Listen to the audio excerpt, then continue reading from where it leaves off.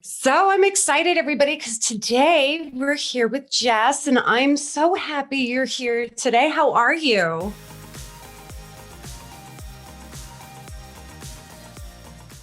I'm really good.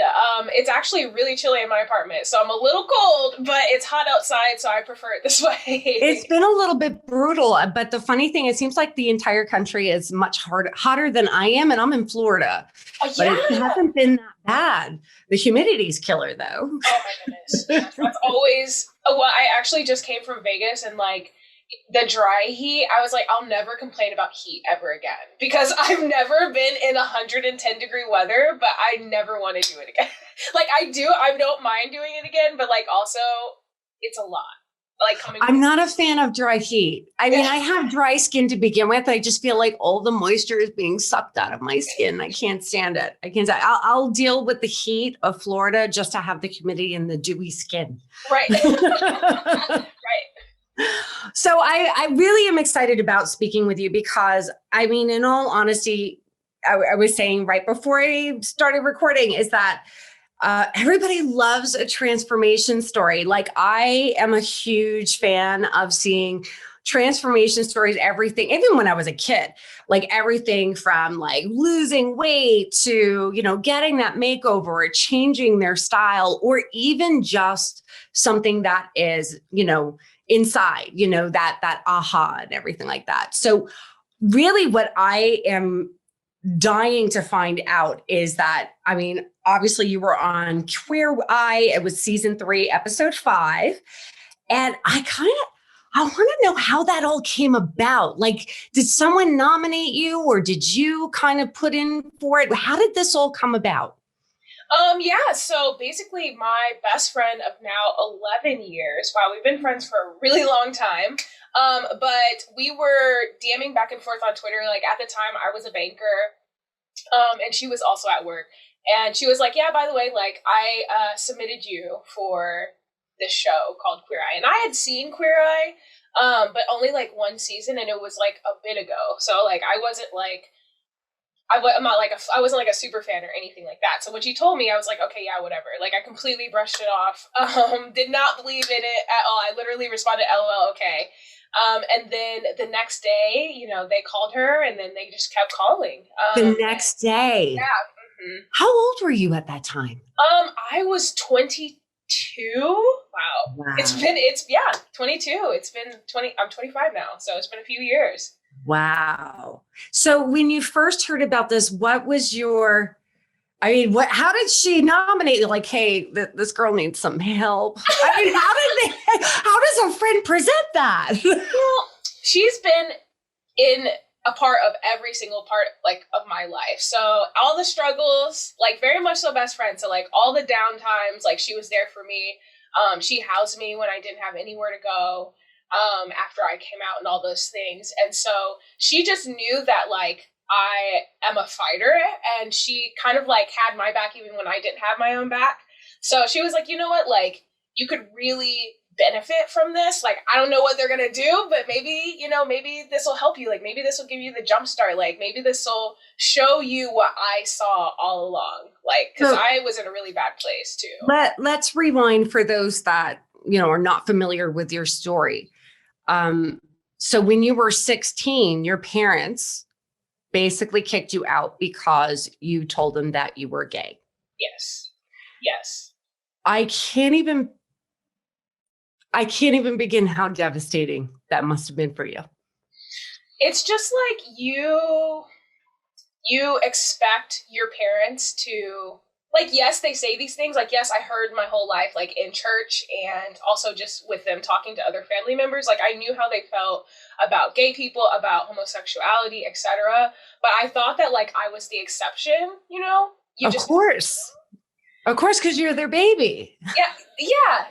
I'm also adopted, and so that has another like adds another layer of like this is my home, and my whole life, my parents were like, "We're your parents," like whatever, and it just didn't matter, and it's just like it's easy to look back on it now and not get so caught up in like in all the things, all the emotions. There was a period of time where I couldn't even speak about this. So, Yeah. but through a lot of therapy and a lot of journaling and a lot of like self-reflection, introspection, I've just gotten to this place to not appreciate, because I really would have rather that not happened, but get to a place where I know that I'm stronger because of that and I've overcome. And So, apparently you have some really great friends. I do. And that's another thing, like chosen family, my chosen family is a huge part, like a huge reason for why I am here and able to be the person that I am. Because like I said, like Carmen had my back and spoke up for me when I didn't feel like I had a voice or didn't know what to say. I also, got some other new connections. If you haven't seen my episode already, but I got to reconnect with my biological sister, which was absolutely amazing. We still like call each other every day, and like it's been so much good. And like now my chosen family is like my foundation. Like they're everything for me. Wow. And as a person who like I kind of gave up on that idea of family. And so just having them and having good friends, like you said, and everything, really been the key for me. That is amazing. That is amazing. So when you winded up going on the show, again, I sit here and think, amazing friend, because I am the same person. I have my friends and I would probably do the same thing for them. But how do they sit there and describe, okay, she really needs help with X, Y, and Z when it comes to her fashion or her, makeup, hair, whatever. Like what did she feel as though you needed help with?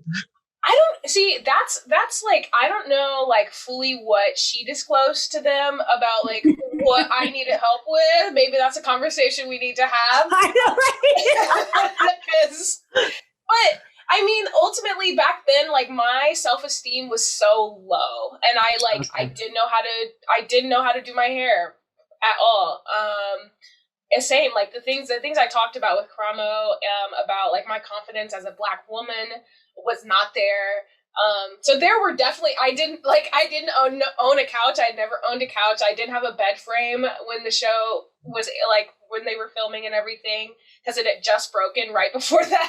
Like right before they came in to film, my whole bed frame just like fell apart because I got a really cheap one from IKEA. And I was like, of course, like this is of course what happens. But, there were some areas I definitely needed a lot of improvement on. And like, I couldn't see it because I was too busy being like, well, like, surviving, maybe surviving. Yeah. Yeah. I mean, it must have seemed a little bit like boot camp.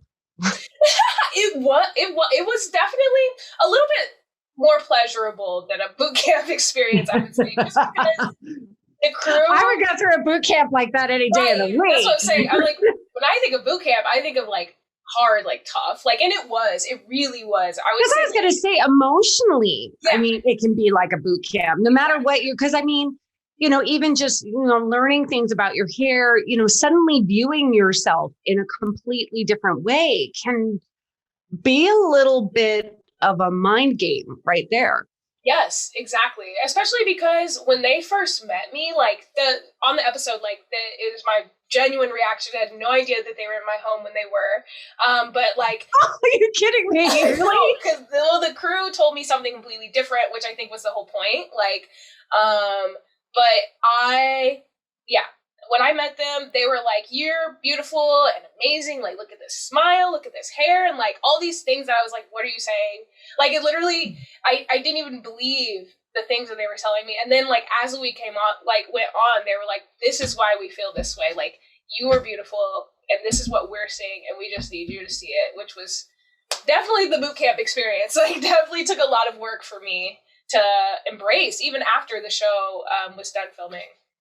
I was going to say, I always wondered, it's kind of like I said, you see a transformation story, you see that beginning and then you see that end, but it really doesn't end for you, does it? No, so, definitely not. What do you think out of that were probably the biggest lessons? I mean, obviously the personal growth and everything like that, but we'll look at it in two different levels. Let's first talk about physical, the things that, you take care of in order to, have more of a life that you feel like the best version of yourself. What are the things that you carried through after that where you're like, oh yeah, no, that's a new part of my life? Definitely a lot of the things that Tan taught me. I didn't realize that I was being super performative in like the way that I dressed. Like I realized it, but I didn't think that it was an issue, that it was like inhibiting me. And What do you mean by super performative?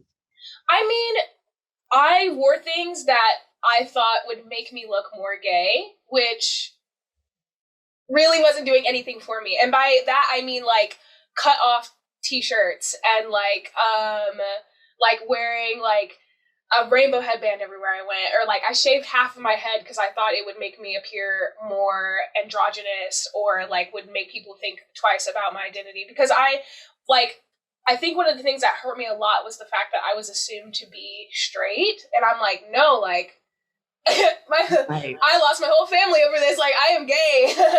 And so I was doing a lot of that. And Tan was like, you don't need to conform to any box. Like, you don't need to like force yourself to appear a certain way to get people to feel a type of way about you. Like, you are gay. Like, there's no way that you can dress that will change that. But I imagine like in an experience where you're with a family, for so many years, and we all conform to family norms, to a certain degree, and then to have that kind of rejection, I almost feel like I can totally understand why you would want to almost have an outwardly appearance, so this way they know right up front, don't be coming at me like you didn't know, or reject me because of it. Yeah, no, definitely. It was more so of a like, this is what I grew up looking like, and I want to look very much so not like that. Yeah. And like now I embrace like all different parts of me. I felt like I couldn't be like dressed very feminine for a while because I didn't want people to assume that I was straight. Like I thought that it would make me more gay. And now I embrace the feminine side of me. I'm still working on dresses. It's going to take some time because that's one thing that I would say is probably taking the longest time in terms of what I learned from Tan, was the fact that like dresses are still like, it doesn't matter. Like you can still wear them, because like for me, dresses also had an added layer of like representing church, and like part of that also was kind of rejected. So like it's hard for me to embrace dresses when I'm still trying to like deal with all of that through therapy and stuff. So yeah. So it really, yeah, that's a long journey to get through, I would imagine. For sure. So you were mentioning that they were teaching you how to do your hair. Yes. So what was it about it that you didn't think that you could understand how to handle? Well, growing up, my hair was always done for me. I think it's very traditional in Black culture to have your mom do your hair in the kitchen, like kitchen beautician sort of thing. And I never wanted to learn about my hair because I didn't like it. I grew up in a really like a predominantly white area, and I got bullied for my hair. My poof balls were like bigger than my head, and like I got talked about for a lot of different reasons. And so I internalized a lot of those comments that I was receiving, and it turned into just like an overall hate for Black hair and my hair in general. And so I didn't have the drive to even go and look and find resources about my hair. And so I got it permed in middle school, and then never learned how to maintain it after that. Like I got it relaxed in middle school, and then I never learned anything about it. And so when Jonathan found me, my hair was like, my relaxed hair was overgrown, like my roots were coming out, my hair was really dry, etc. So I had to really start from scratch. So what were the things that he taught you? So he basically taught me how to work conditioner through my hair, because like before I would just put on conditioner, rinse it out. But for me, like I need to like comb it through my hair, like in the shower. Like I need to make sure it hits every strand. So that's one thing that I definitely learned from Jonathan. I've also learned the importance of product, because he's taught me so many things, but like the key things are like the conditioner thing, and then the products. I need a lot of product in my hair. Oh, definitely. Because I mean, just the to maintain your hair and the curl is so hard to maintain. Exactly. I didn't know anything about like hair porosity or anything like that. And so a lot of those things, Jonathan has been like checking in and like texting and like DMing, and he's like, oh my gosh, like he always comments on my post on Instagram, is like, your hair looks so good here, and it makes me feel like, okay, yes, I'm along the right track, because like there's really no guide.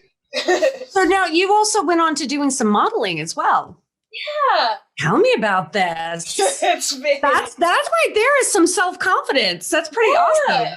I mean, honestly, I think modeling was probably the hardest thing for me to accept myself into, because you go like, again, like a few years ago, I just couldn't even imagine myself.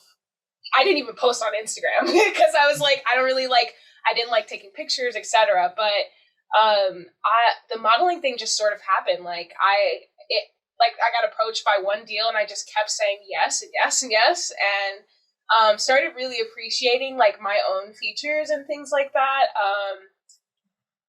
It's just been happening. It's been crazy. So tell me about, like, say your first shoot. Because I mean, I imagine there's people that sit there and wonder, oh, what would it be like to, go on a shoot, and what it'd be like to on the first time that you go on there. So what was that experience like? I had a really great first experience because I worked with Ali Raisman, who's the Olympic gold medalist. Like, yes, amazing. I love her message, and I love the positivity that she's putting into the world. So her and her team specifically called me out because she put out a little makeup line. And so it was in Brooklyn, and I had never really even been to Brooklyn. That was actually my first time. Did you love it? I loved Brooklyn. It's so crazy. New York is such a crazy place. Anyways, but yeah, there was food and like a makeup artist. My hairstylist was also Black, which was really cool because we got to trade more information. And I got to learn more from her. Which was really cool. And then there was music playing, and my girlfriend got to come too, so I felt super supported. It was did you practice poses and everything before you ever went, or is this just something you showed up and were just like, okay, what do I do? I should have practiced. I should have practiced poses. I did not know what to do with my body. Practice though. I mean, short of watching, Tyra Banks or something like that, I'm not sure. Right. Well, like literally, I should have watched a few episodes of America's Next Top Model right before. I just went in, was like, hi, I don't know, I've never done this before, pose me. And it wasn't really about posing, it was just more so about like being myself, which I didn't understand about modeling until now I know. But like the best pictures are candids of me just laughing and like having a good time and enjoying myself. I bet that is. So are there any other shoots of note that you feel like, oh my God, that was just my favorite thing ever? I also got to work for a POC owned e-magazine. They were so someone that I met approached me and was like, hey, I'm starting this really cool project. And it's just basically a Black and POC focused e-magazine or news outlet. And I got to be the launch for it, and it was really cool. I have never really worked with an all Black staff, which was really cool as well. Yes, this Kansas girl is very happy on the East Coast. So much diversity in the people that I get to work with. And this shoot was just another example of that. Wow. No, that's incredible. So, I mean, right now you're in college. Yes. Wow. What are you studying? Computer science. Okay. Look at the way computer science. Now, my dad was a coder, on Wall Street. He did all the coding and everything. And my kids, for whatever reason, they picked up on it. So neither of them are taking computer science, but they speak the language, whatever the hell. Yeah. They would talk to my dad and just be like, and I'm like, what language are you people speaking? But it's a great profession to get in. What are you hoping to do with it? I want to be a video game developer. That's been my dream since I was a little girl, beating my older brother in video games. And you know what? I lost it for a second because I was like, "There's no way that a Black gay woman can, be a badass video game designer." But I nipped that thought in the bud, and now here we are. Like, I am chasing it. I will do it. I like wrote it down in my journal. It's my affirmation that I will work in video games one day. So I swear to you, the past couple of weeks, all of my friends and my coworkers have, for some reason, it keeps on popping up. You got to verbalize to actualize. So what is your fantasy company that you would want to work with? I just put it out into the universe. My favorite game series ever is Assassin's Creed. And so I want to work with that game studio, which is Ubisoft. They have international offices everywhere. I could work anywhere if I got in there. And I know it's going to take some time, but that's Ubisoft Studios. Shout out. Hire me later. No, that's exciting. How much longer do you have? Well, it honestly is up to me. I am doing an online degree, fully online, which is something that has taken a long time to get used to because this is my second try at college, actually. But it's really self-paced, so I could finish the whole rest of the degree in 6 months, or I could, take my time, which is what I've chosen to do. Take my time, learn. I want to do an internship sometime in all of this. To get my foot in the door somewhere. So hopefully like a year is what I'm aiming for. That is the goal. That's what I planned. But if it takes longer, that's fine. Well, you do what you have to do, every little steps, but as long as you're moving forward, that's all that matters, right? Right. That's so exciting. And then I'm seeing you on social media some. I know that, you've been busy with school and everything. Yes. So from there, I mean, do you think you're going to keep on with the modeling and being involved in that kind of public relations? So I definitely think that I will continue my Instagram presence and my, social media presence, etc. Just because I think that my goals have changed a little. Like, yes, I do also want to be a video game developer, etc. But I also want to continue to make an impact on other queer people, younger queer people, etc. I think it's really important that there is a strong Black lesbian woman, visible and out and talking about things that affect me and my identities. So I'll definitely keep doing that, which is something that happened unexpectedly out of this whole Queer Eye thing, was just so it was basically something organically that happened from your appearance. Yes. And also the others. But have you been involved with any other organizations or things that really are important to you? Absolutely. So since I moved to Philly, I've been involved with a couple of nonprofits here. The pandemic kind of threw my plans off a little bit. Everybody's plans. Yes, but recently, at least with I've been able, at least with the few connections I've been able to make, I am working with some organizations for LGBTQ youth, the Future Perfect Project, which is about they support LGBTQ arts. So like, they want, they may help, someone make a song or make a YouTube video or something like that. That's what they're involved with, which is really cool. And a couple of other organizations around here. I wanted to get involved more, and I will continue to get involved around here. I just wanted to make it specifically Philly, but I've also been involved with GLAAD and like the bigger organizations, the Trevor Project as well. Yes. So what advice would you give? I'm going to ask for a couple of things. Okay. So in this particular scenario, I mean, you're going to school, you're doing all things to keep your life moving along, but you also want to volunteer. How do you balance all that?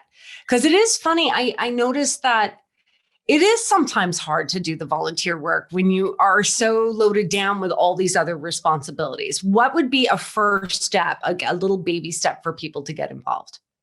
I think the first step is to make sure that you are consuming media from places that you want to get involved. So like if you're like, okay, I want to get involved with LGBTQ youth, like start following their accounts, start donating little bits of money if you can, or sharing their posts or whatever. Those are small ways that you can help an organization, and also kickstart your journey into activism, because the more that you consume this media, the more you learn, the more you educate yourself, the more that you know how to help and know where to even go. I think it's all about just like diving in and learning about what you want to help with, and then see where you can help. That is awesome. So my other one I want to ask you is that, one of the things about Beauty Uncovered is we're always trying to match what's going on with the inside without on the outside. So as a person that it's interesting seeing that connection, particularly with you, of what was going on the inside and trying to almost kick away some of the misconceptions you had about yourself so that you can actualize the best version of yourself. So what advice would you give young women, young men that are in kind of a similar situation where they probably got had their heart hurt, and have a lot of attached associated things that help them, that create their decisions going forward when it comes to how they dress, how they're perceived in this world? What advice would you give? I would let anyone that is struggling with those ideas and struggling with how they're being perceived or got hurt and are struggling with internal, everything that you just said. Sorry. Yeah. No, it's okay. It is so, it is so powerful. It's almost difficult to put it in words, right? Right. Exactly. But I do know anyone having any of those struggles, I just want to let you know that it gets better. Invest in yourself. That is really what you can do. Is I know that it's really difficult to even begin that self journey because you may not like yourself, or it may just be too painful to think about. But when you start even just journaling, talk to yourself out loud. Sometimes I got to do it. Positive affirmations, whatever way is most comfortable and most accessible for you to just start loving yourself and investing in yourself, do it. If that's following some passion of yours that, helps you feel better whenever you're going through something, then go for it. For me, video games was my escape. And then I was like, I can do this. And then I started learning about coding and then learning about other things and ways that I can insert myself into that conversation. And then also never give up. Never give up on yourself. I know that's super cliche, but it's so easy to be to count yourself out or overthink before you even begin. And it's just so important to even if you think that, okay, this may not have an impact, it might, and that is enough to just dive in and do it and never stop. Yeah. I think that sometimes also if you feel very isolated, so you think that nobody's going to ever understand. And there are so many people that do understand. Yes. That is one thing that I think that is the one takeaway for me with the whole Queer Eye experience. I've loved everything that has happened, but the one thing that I have learned is that no one can tell your story the way you can tell your story. And no one, yes, you're unique as your experience is unique. However, there is at least someone who is going to be able to hold you and comfort you and support you through that experience, regardless of if it affects them or not. Did you find from your experience on Queer Eye that a lot of people reached out saying, me too? Yeah. Oh, wow. And it's not even just I decided to, because originally I was not going to do Queer Eye, because being vulnerable isn't something that's natural to me. It's not something that I didn't grow up on being my parents were super vulnerable people. And so I just was afraid of it, but I did it because I was what other gay Black women have I seen do this? I'm the only lesbian on the show still. And so it's just I needed to do that for them. But when I did the show and I got all these messages, there are people who I did of all different identities from all different walks of life who were yes, I understand what you were talking about. I didn't know that I was going to have an impact on people who are also adopted, people who lost their family and just were on their own and we're trying to figure it out. There's just so many ways that my episode touched people, and I had no way of anticipating that. It's so cool. You know, it's funny because vulnerability is so terrifying. It's for anybody, but it's also a superpower, isn't it? Right. It Yes. really is a superpower because if you're not allowing yourself to be vulnerable, you're not opening yourself up to the possibilities. Exactly. I mean, I think vulnerability was my key into discovering who I was and discovering who I am, and discovering who I am has led me to all of these opportunities. 3 years ago, if you would have told me that I would have been a model, I would have laughed at you and then walked away. Like, it's crazy. Yeah. I think it's just about investing in yourself and never giving up. I am so thrilled that I got a chance to talk to you, Jess. We've all been excited on our side that you were going to come on. You were just a ray of sunshine. I love you. I love you. And I'm really excited to watch your career going forward. As soon as you find out that you've been hired by a video game company, let me know. I'll be so excited. My kids will be dying. I'll let you know. Absolutely. Look out. All right. Thank you. No problem. Thank you.